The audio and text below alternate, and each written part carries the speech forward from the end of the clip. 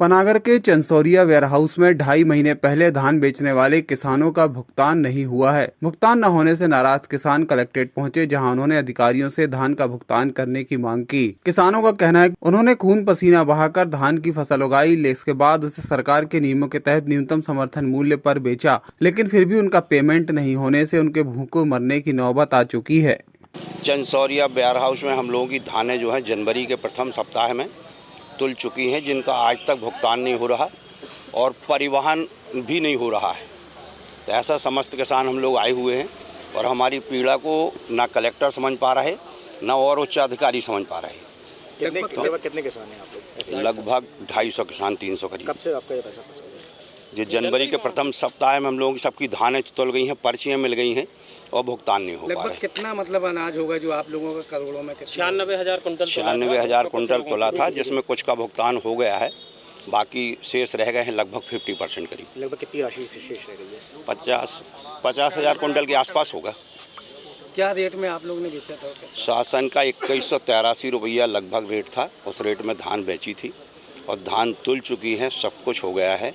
शासन हम लोगों को एक पर्चियाँ भी दे दी है कंप्यूटर ऑपरेटर के माध्यम से, जिसका भुगतान कर ही नहीं पा रही सरकार या सोसाइटियाँ नहीं कर पा रही। आप लोगों ने जानकारी की क्यों नहीं हो पा रहा भुगतान, क्या कारण बताया गया? बस कभी जे समिति गठित कर देते हैं कलेक्टर साहब, कभी वो समिति गठित कर देते हैं। अभी एक समिति 5-6 लोगों की करी थी, जिसमें जाके जांच किया और जांच में भी हमारे सारे किसान खड़े थे। कई सौ किसान थे उस दिन और अपने अपने कागज़ वगैरह सब बताया और हाँ बोले कि हमारी धान के नहीं हुए, किसी ने कहा हो गए, मगर उसके बाद भी कोई कार्रवाई नहीं। दूसरे दिन पेपर में निकलता है कि समिति द्वारा दिया गया है कि कोई किसान कुछ कहने तैयार नहीं थे। ऐसा मैंने पढ़ा। पर्ची देने के बाद आपसे कितने दिनों के अंदर आपको राशि देने का वादा किया गया? पर्ची दें 7 दिन के अंदर राशि आ जाना चाहिए।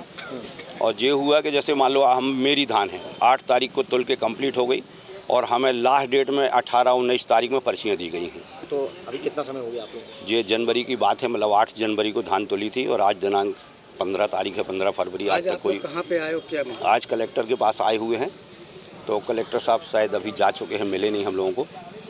और मांग यही है कि हम लोगों का भुगतान किया जाए और जो भी धान बाहर पड़ी हुई है वेयर हाउस के, उसे अंदर किया जाए। सभी किसान चंसौरिया वेयर हाउस में अपना अपना माल बेचे हुए हैं, तौल कराए हैं, मगर आज दिनांक तक पेमेंट नहीं हो रही है। किसानों को चोर समझा जा रहा है प्रशासन के द्वारा, चूँकि किसान खून पसीना की कमाई करके वहाँ जो आज इतने दिन से परेशान है, मगर उसका कोई निराकरण नहीं हो रहा मेरे भैया।